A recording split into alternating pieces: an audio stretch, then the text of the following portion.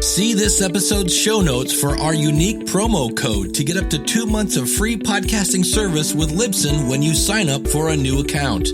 Get your show on Apple and Spotify, get helpful stats and all the support you need to sound your very best. Hi, I'm Erica Schultz, and you're listening to Into the Night, the Moon Knight podcast.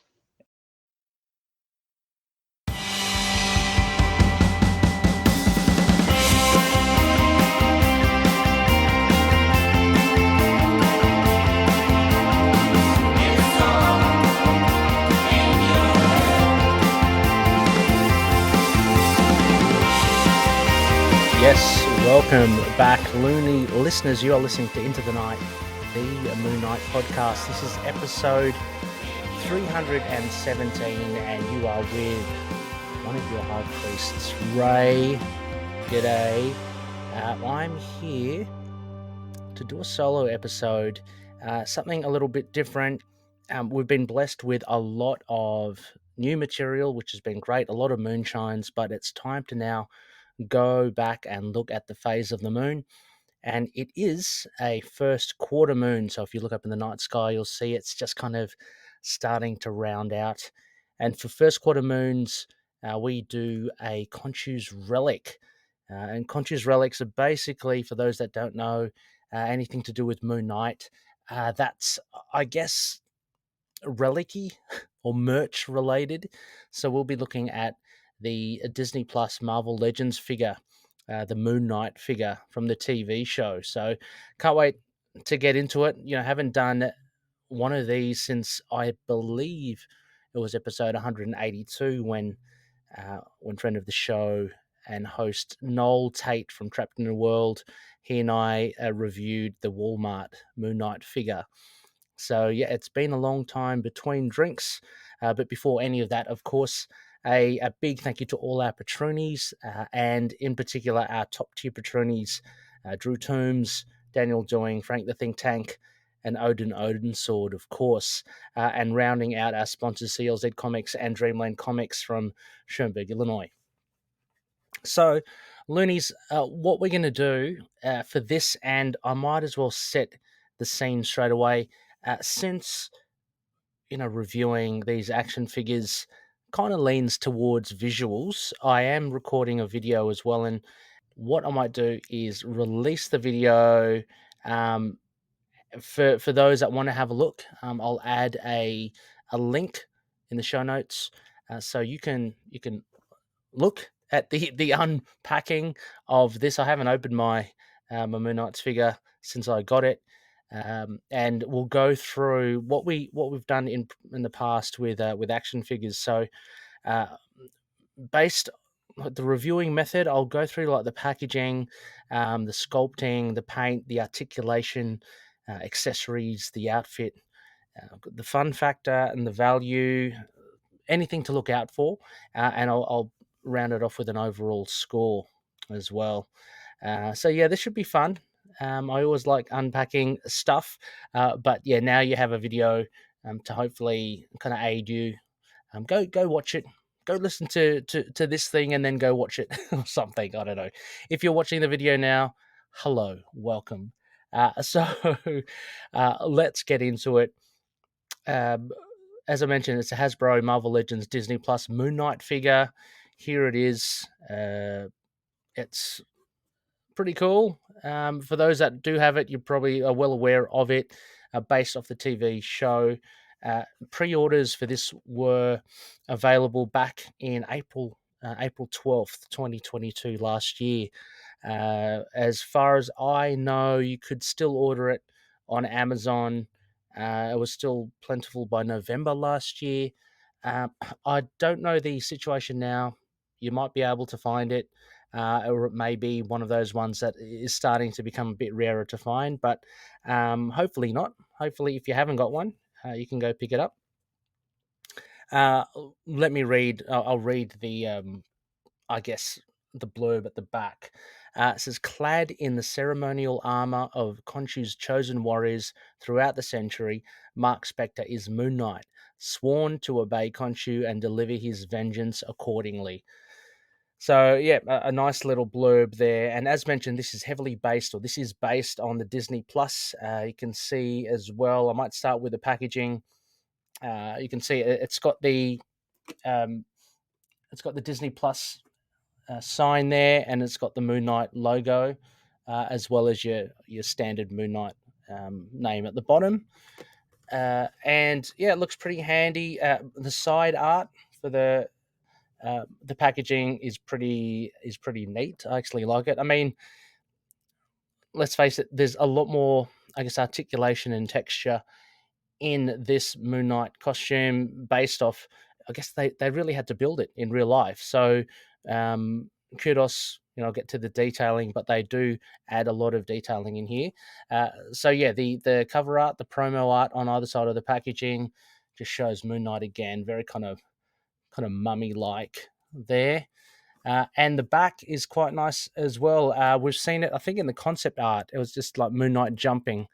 I've got a bit of a reflection there, but you can kind of see it. Jumping, and beautiful art as well. I wish I knew who the artist was that provided the artwork to this packaging.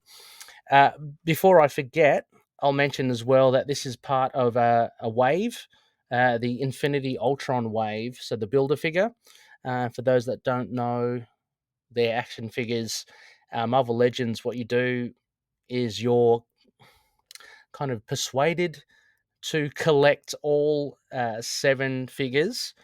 So we have the Moon Knight figure, this one. There's a Mr. Knight figure, which probably review at a later episode. Then you have Miss Marvel, She-Hulk, Kate Bishop, Marvel's Hawkeye, and Sharon Carter. So there's a picture of all of them, you can see there. And what it does, as you can see there on its left, you get a little piece of everything. Having said that, this incidentally, this figure itself is part of the wave, but it actually doesn't have a BAF figure, a Builder figure accessory. It's the only one out of the 7. So as you can see, all the others are numbered 1 to 6, but Moon Knight hasn't got any. And each of those figures have a component of the Infinity Ultron, and if you buy all of these figures, you can create. You get an 8th figure, an Ultron figure. These figures, the ones selected in this wave, I think are pretty good actually. Sometimes they bundle the characters, like really disparate characters that you might want to get 1 or 2 of the figures, but there are like 3 or 4 that you just have no interest in. And it's strategy. They kind of do that, so you feel compelled to buy them if you want to get the Builder figure. But these ones, I dare say, are all pretty cool, and like I would consider getting the She-Hulk one, the Kate Bishop, Hawkeye one, Sharon Carter, Miss Marvel. I mean, Sharon Carter maybe less so because she's like a lesser character, but no, they're pretty decent. So bear that in mind. If you got this and you want to get the Infinity Ultron figure, you'll have to get those other 6 figures as well. So packaging, what else is there to say apart from just the top as well? You got your typical, the top of the box. You got the typical Moon Knight crescent, almost like a symbol, which is quite consistent with the other Moon Knight figures, I dare say. And and just your display at the front there with Mooney on there and his accessories. So might as well open this. I haven't opened this yet. I just kind of cut the tape before I press record. So this is the first time I've kind of opened this. Let's take this out. The box as well, just got a very faint moon at the back. Again, I think very consistent with the other Moon Knight Legends figures. Okay, so let's take this bastard out. Similar kind of packaging to the other Moon Knight Legends figure. You got the cape. You have to kind of slide the cape through this slit at the back in order to get him out. Now, what I like to do is just to punch out mind the noise, punch out the limbs first, so they're kind of out. Apologies for the noise. I'm going to get Mooney. Oh, there we go. His head wasn't on properly. That helps. One moment. It just fell to the floor there. So that's okay. That's good, actually. That is very good. So what I'm going to do is I'm going to add this back on. The cape is, it's lovely. I must say, sculpting. The cape has it's got the same folds as the Moon Knight Legends. When I say same, I mean the same kind of effect. It is different, actually. It's actually swaying more towards one side, whereas the Moon Knight, the Declan Shalvey armor, I think the billowing cape was more kind of uniform across. So that's an interesting difference over there. And what I'm going to do is, as I said, the head was not connected properly. That's fine. They're all meant to detach. You got a little nub at the back of the cape. You put that through and you put the cape over the neck, and then you can kind of lock the cape in with the nub. Let me see if I can, push it, which is actually, it's good. It's actually quite a firm fit. So it kind of keeps it quite steady. And then the head should lock everything into place. Let me just snap that in. I think that's snapped in. No. The head is actually, I've noticed, unless I haven't snapped it in properly, the head is a bit loose. But anyway, we'll get to that. Okay, it's okay. Good. All right, so we have the figure here, Moon Knight. Sculpting wise, I must say that I am very, very impressed with this. I mean, this was even before taking it out of the package. You can kind of see the level of detailing here. So again, it's leaning very much into the actual costume used for the TV show. So what I do like to see is that nothing really. I mean, I'm talking about an action figure that is not $100, or it's kind of your, I don't know, mid to maybe high price range for your action figures. But considering that price range, it's got a ton of detail here. So immediately I can see on the hood and the cowl, you actually have a moon at the top there, which is in the TV show as well. It is kind of faded, which thankfully is, because you don't want moons everywhere. You know what I mean? But there's some nice kind of folds and lining on the hood as well. So if you can see that there, I've got to somehow maybe improve the way I do these action figure reviews. I know StreamYard can add a second camera, so maybe I can somehow add a second camera and kind of zoom in for you. But anyway, you'll have to make do with what I've got at the moment. Apologies. Also, as well, look, the main part of the costume and the main point of difference from this Moon Knight as opposed to the comic book Moon Knight is that he's very bandaged. Like, we know this is how he kind of transforms. It's kind of like an instantaneous, wrapping to become the Fist of Khonshu. So again, if you look at I'm just kind of worried about the head now, but actually the head's okay. I was just a bit worried that the head was loose, but the face as well can be very, again, very poor cameras, but he's got bandage around the mouth and nose, and the eyes are looking pretty sinister as well. Very nice look, actually. Added to that, we have the body armor, which is very different. So we know he's got like an unlimited supply of crescent blades that he can take out of his chest. There you go, and you can see the bandages as well, and the articulation that runs throughout his chest, his body, his torso, his arms as well. So full on bandaged, and I like the you get the point of difference with the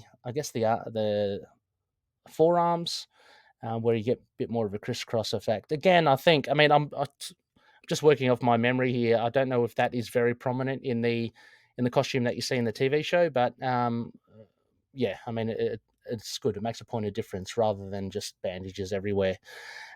Again, similar, consistent with the TV show. You've got the belt, and he's got the, I don't know what you call it, the floppy thing in front of the crotch.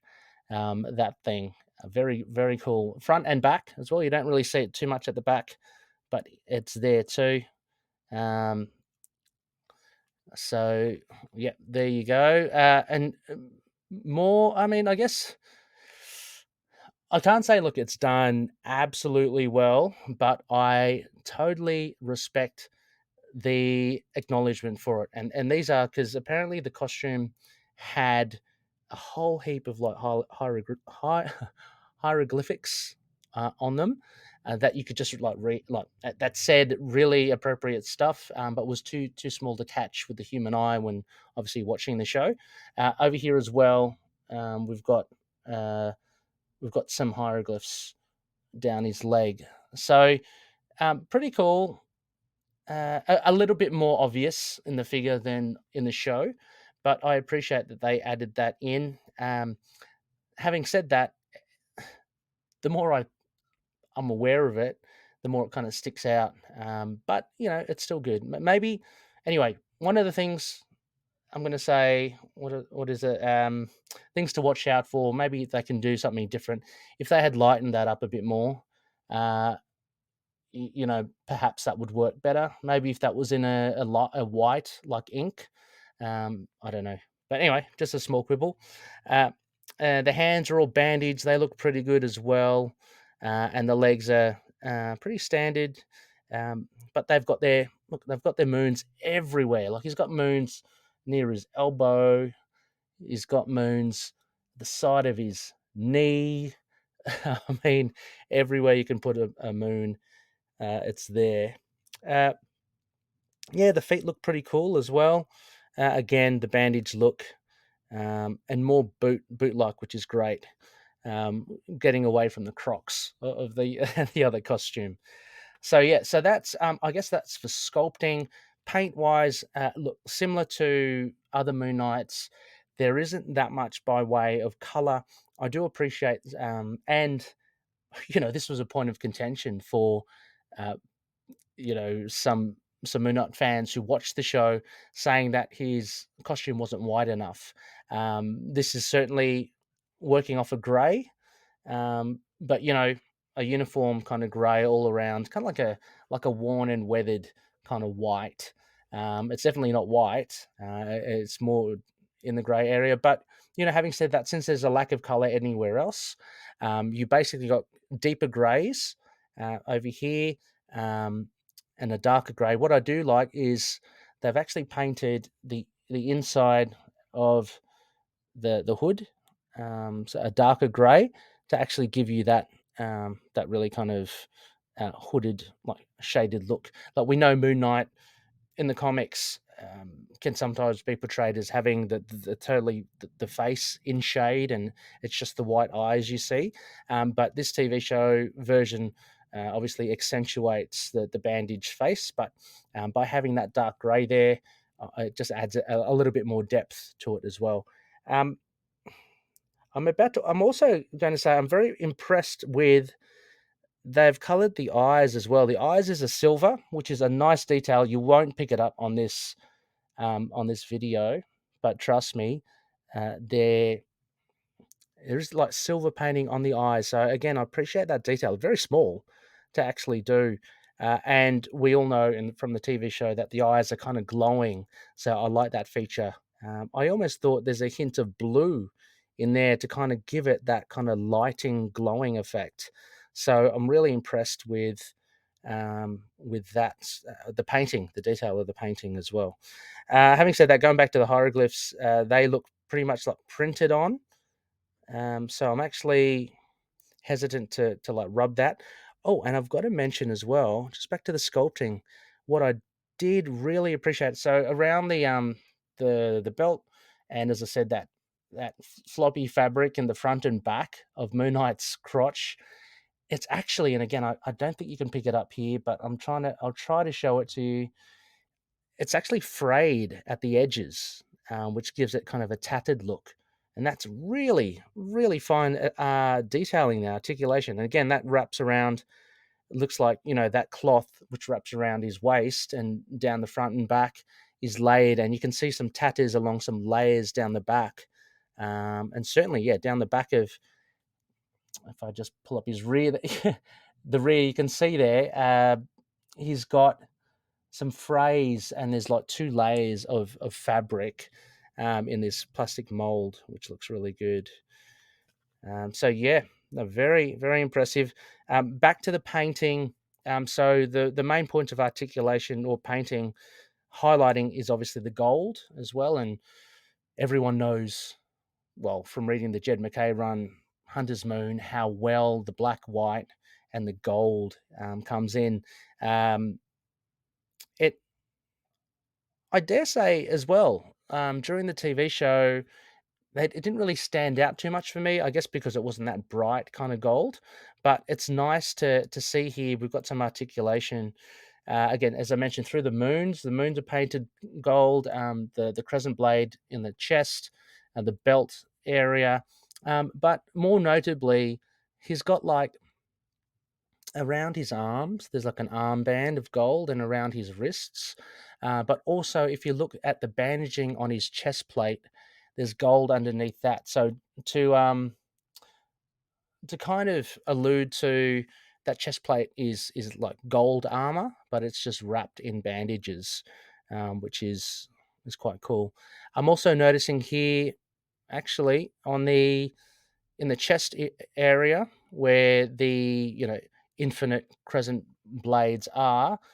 And again, there's no way you can pick it up on this, but there's some hieroglyphs there as well, which again is quite minute. So well done for adding that in. Yeah, really good, really good. So yeah, the paint's looking pretty good. I'm happy with the paint. Articulation. Okay, so if we go through all the motions, let's see what happens here. Hopefully I don't break anything because I wouldn't want to do that on my figure. Start with the neck. So as I mentioned, yeah, it's a bit, I don't know if it's just this one, but it is a little bit like it comes off easily, the head. So I'm going to try and push that in.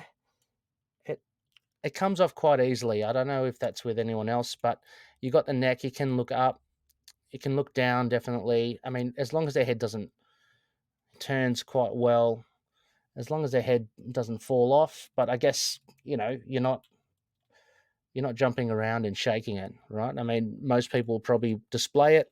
The head's okay. The only thing, yeah, the neck it's good mobility with the neck, but as I said, it's prone to come off. It's so easy. Like the other Marvel figures, you really have to click them in. This one is, and I'm pretty sure that's a click, but it's quite a soft click.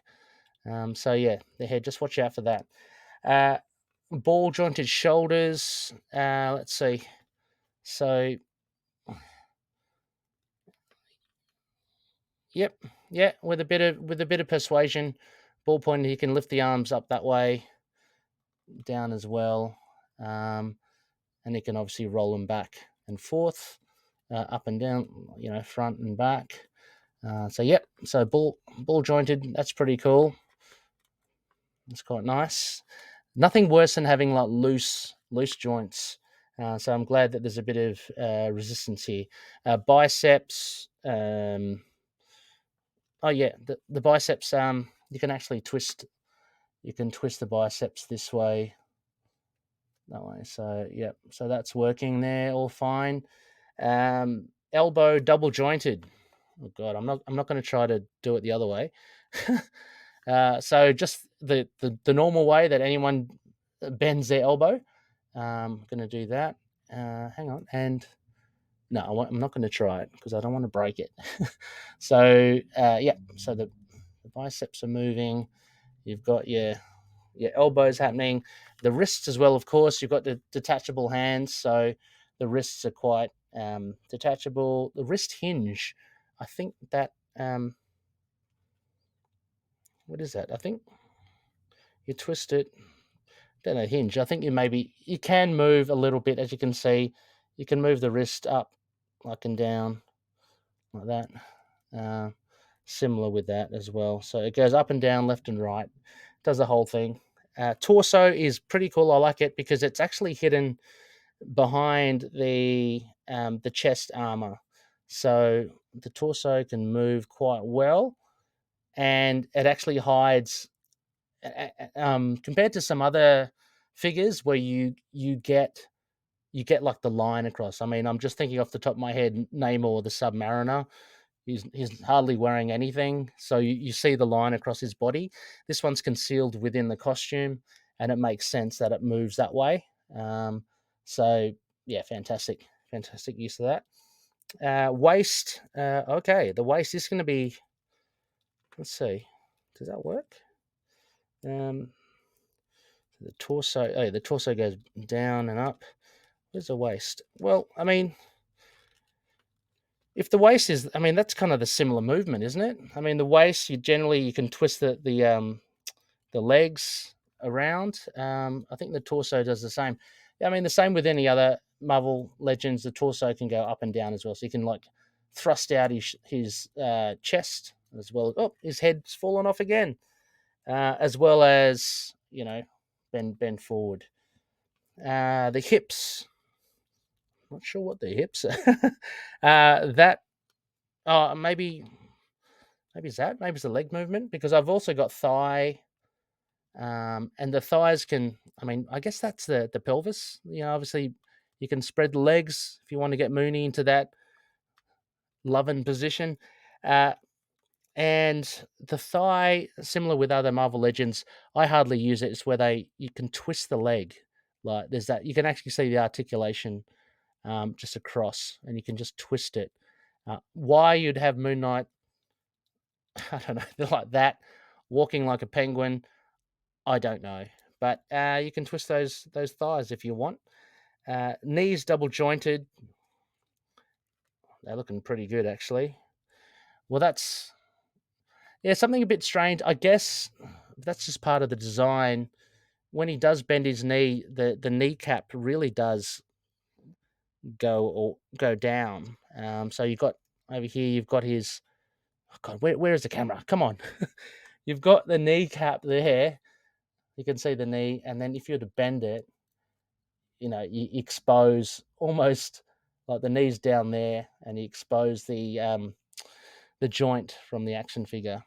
But that's a small thing.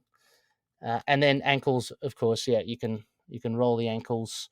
They're quite they're good, and they've got quite a bit of resistance as well. I think I've got unfortunately, I've got an Iron Fist figure as well, and his ankles are really loose, which is a bit annoying when you kind of want him to stay standing up straight.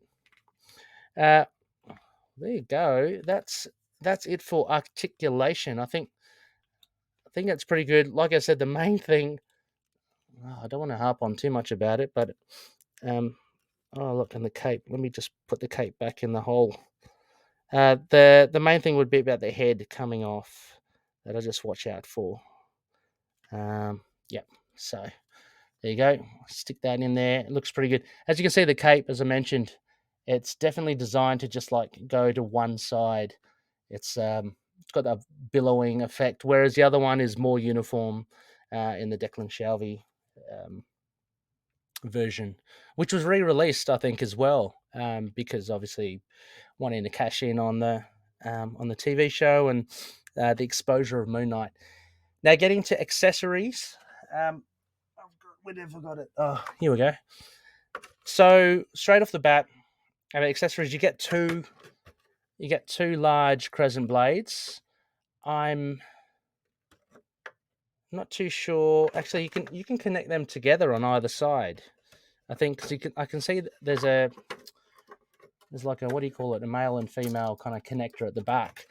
So I think you're meant to put them back to back, and then you've got a nice double-sided blade for Moon Knight to hold, and it comes with swappable hands. This one just like in the shape of a fist if you want to pose him to punch people, which you probably want him to do.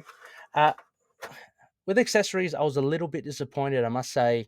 I was hoping for similar to the Ant-Man and the Wasp and Marvel Legends. I was hoping to get like a head of Oscar Isaac, where you can, because we see him in the TV show many times where he's in costume, but he's taken the mask off, or the mask comes off. So I would have loved to have gotten another accessory for an alternate head. The other Marvel Legends figure of Moon Knight had a staff. Um, since he didn't really have that in the TV show, I'm not too fussed about it. I'm happy with the crescent blade, and it makes sense that he doesn't have the crescent darts because he didn't have that in the TV show as well. Yeah, it was mainly the head. I was a bit, I was a bit disappointed in that. That may have shaved a little bit of the marking, my overall marking for it. The other criteria is like outfit. I think I've described that anyway.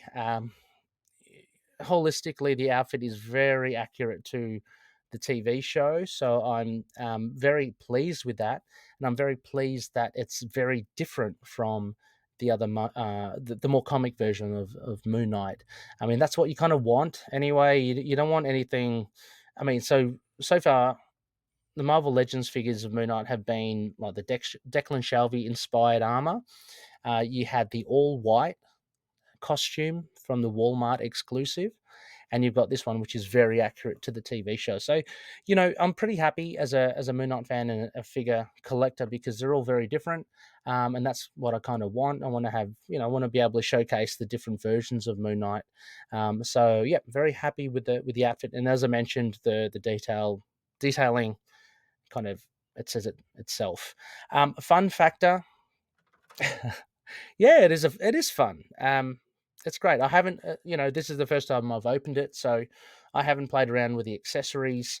Yeah, he's pretty cool. To be honest, I don't really, I don't really collect the TV versions of the Marvel Legends figures. I do have the Ant-Man one, but that was out of, how shall I say, like necessity, because I couldn't. I missed out on the original Ant-Man. So I typically get the comic book versions. But having said that, I was always going to get the Moon Knight version of the figures. Even if I didn't like the show, I ended up liking the show. But even if I wasn't a fan of the show, I still would have picked it up as well because, as I said, a big point of difference. And it's just, yeah, it's fun to have this version here. To know that Oscar Isaac's got like a prototype version as well, and very happy that this came alongside a Mr. Knight version. So I'll love to get into that as well in another episode. I mean, this episode won't be as long probably as others because it's just myself, and really wanted to focus on just the one figure to give it its to give it its due. So value as well. I pre-ordered this back when it was available to pre-order. What is it? Is it $20 or something? I think it's $25 American. Over here, it's a bit more. I think that's about $40 Australian. They are starting to become more expensive. I would say value. It kind of depends. If you are like a collector, and like to, just collect it and not necessarily even take it out of the box. If you just want to collect it to know that you have it as part of your collection, I think it's worthwhile. I mean, if you're that sort of collector as well, you'd be spending, um, $40 on an epic collection. You'd be spending $100 on an Omni. So this is not not too different, especially if you do like your figures. I understand if you're more of a comic book reader, you haven't got much use for a figure. Of course, it's not going to be much value as well. And lastly, I guess value wise, talking about if we're this is marketed also for kids. It's a little bit, I think it's a little bit expensive for a kid's toy. I've seen many toys, when I go shopping for Finn, You can get a lot of cheaper like Marvel toys, which have the same effect. Finn loves playing with. I've got like a cheaper version of the Hulk and Spider Man. And who else do I have? Um, Captain America had as well. Uh, they're fine. And you probably spend about half as much. Um, I guess coming from someone who's got like a 4.5-year-old, I don't know that I would be spending like 25 American or $40 Australian for a toy that, they play with for like 5 minutes and then they chuck in the pile of their other toys. So yeah, I think definitely worth for a collector. But if you're looking to buy a toy, for your kid, this is probably, unless of course you can splash out the dough, why not? But I think it's probably a bit too much for them. And I think it's really worth. I mean, what does it say? It says here 4+, which I think is way too young for a kid. I think they probably start really appreciating it. I don't know, around 6 or 7. So give it a few more years. But like I said, if you're an adult collector and you love it, then this is, I think, highly worth it. I will say as well that just finally I've noticed the texture of the cape. There's actually an added texture to it. You can actually see fabric, like the fabric texture to it, which is a point of difference from the Declan Shalvey one. So really good. It actually makes it, or at least attempts to look like it is like cloth, like a rough, bandagey cloth. So yeah, so very, very cool. Again, I don't think you'll be able to pick this up on the camera. I'm gonna have to zoom it in. Yeah, really, in focus or something. You can actually, yeah. Oh, I don't know if you can see. I might. Oh, it's really hard. Where is the lighting here? There, you can probably see that edge there. Maybe get in there. No, yeah. Trust me, they're like little minuscule microscopic kind of lines and cross hatchings there to make it look like a cloth. So very cool indeed. Things to watch out for. Like I said, the only thing I really came up with was, was the head. I know. I think in the previous Marvel Legends figure for Moon Knight, there were problems. I think you have to be careful with the wrists. Like you don't. Maybe they're prone to snapping. They're meant to pop out, but the ball at the end, I think could pose problems. No, that wasn't it. What it was before was the belt in the Declan Shalvey armor was the glue was prone to come off, which was a bit disappointing. I don't think you'll get any problems with like glue or anything here. The plastic is quite malleable.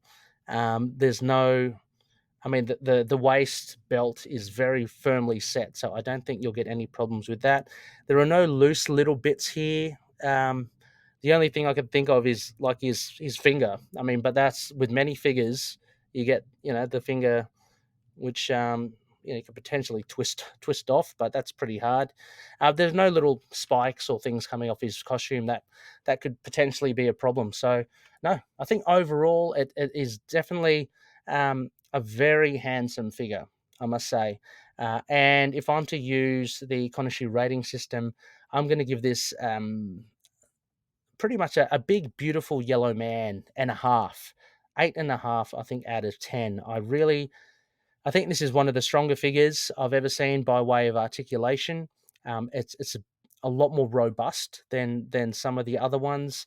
I actually like the fact that it's not completely white, and as much as I love the Moon Knight in the white, if you obviously don't, it depends on how much you take care of it. If you don't, I mean, I know the Moon Knight cape that I've got in the Declan Shalvey figure, it picks up some some dirt and stains and stuff, which of course you can clean, but I'm a lazy sod. But whereas this is a bit darker, so it's less prone to show stains straight away. Like I said, it's very robust. The only thing to watch out for is the head. Maybe it's just this figure. I'd be interested to know if anyone else has their figure as well, how easy it is to pop their head off.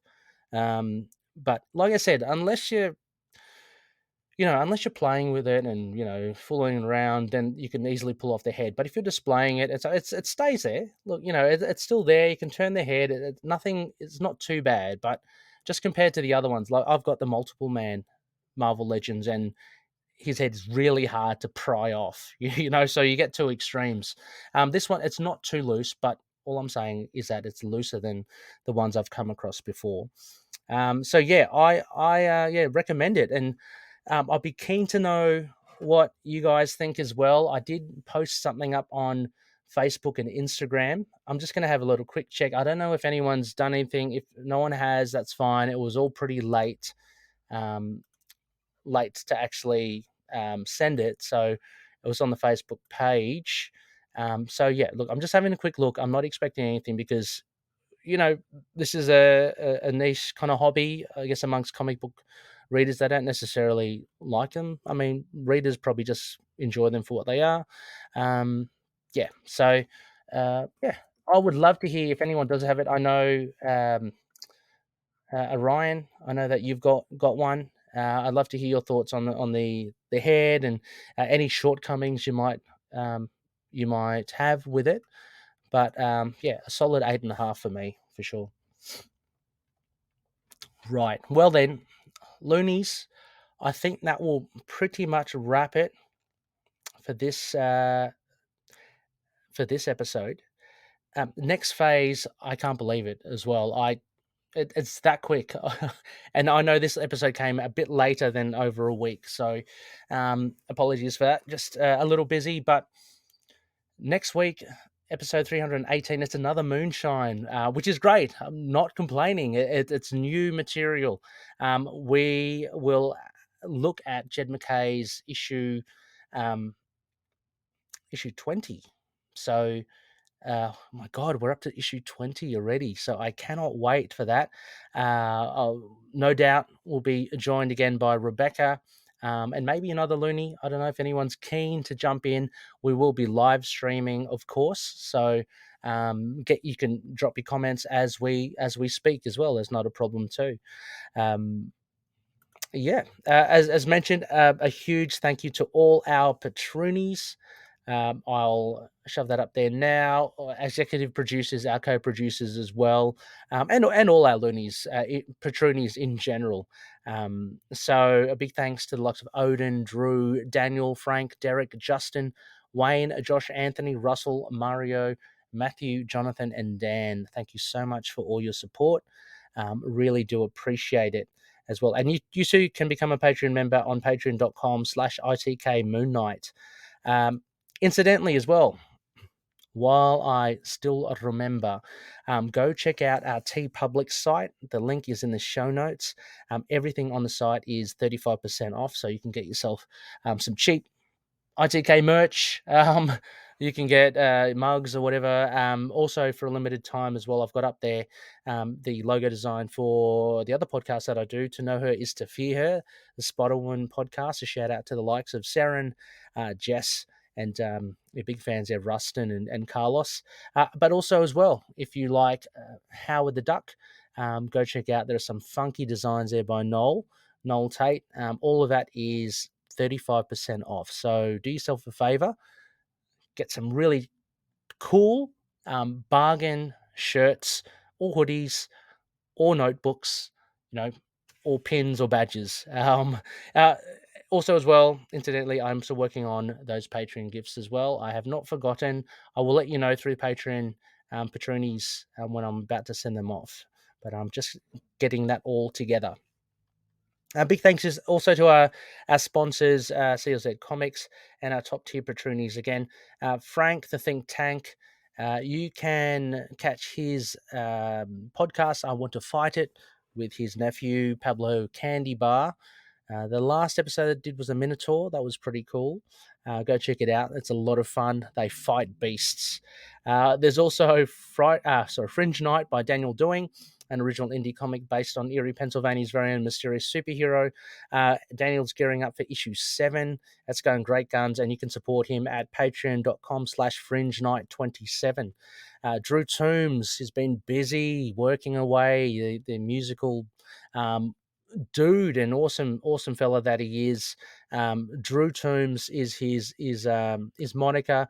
Go check out his music on soundcloud.com/Toombs with a Z, or his soundscapes, and that's on Lurk Music with a CK.bandcamp.com. As well, Odin Sword. I think a bit quiet on the podcast front, but you can check out the Drinking Marvel podcast that Odin does with his brother. Heaps of fun. Go check it out, and a huge thanks to Odin for all his support too. Dreamland Comics, use the code MOON and you get 20% off their online store. I'm not sure how that's going really. That store. I might have to touch base and see what's happening. Let us know, anyone who's bought from there. Is it still alive? Is it still functioning? I hope so. Anyway, also as well, we are part of the collective. Go check out some awesome podcasts. I have to give a shout out to Capes and Lunatics. Fantastic, funny people they are. Go check it out. TV Podcast Industries, they're doing The Last of Us reviews for that TV show. That's pretty cool. And I'm going to shout out, of course, Happiness in Darkness, a superhero movie podcast.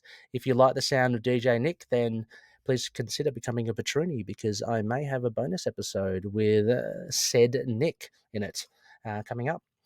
Also, where you can find us, the best place to find us on email, feedback@itkmoonnight.com. We've got the website. We're on Facebook, Twitter, Instagram, YouTube as well. Updated our website address. So it's youtube.com/@ITKMoonnight. So very easy to remember. Go check out the videos there. And as mentioned, I'll have a link in the show notes with a link to the video version of this podcast. So yeah. Hopefully you can enjoy both versions. Or, just happy with either or. I'm not too picky. That's me. Anyway, Looney listeners, that will cover this episode. Thank you so much for listening. And as always, may Khonshu watch over the denizens of the night. Catch you later.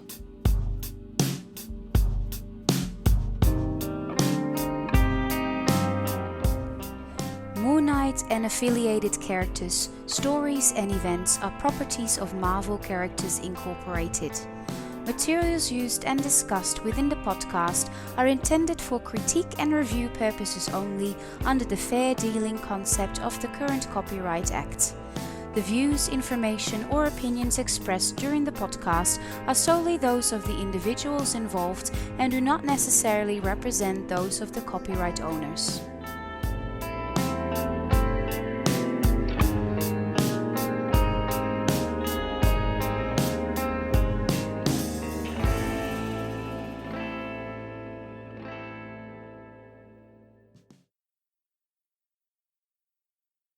Hi, this is Phil, and I'm here to make sure you know all about the Capes and Lunatics Patreon. Don't miss out on all new episodes of Wade's World, Boob Windows and Long Boxes, our Hard R movie reviews, and so much more, all completely uncensored. Access starts for as little as $1 a month, full videos when you pledge $3 a month. Check us out at the link in all of our show notes, or just go straight to patreon.com/capesandlunatics. Hope to see you there.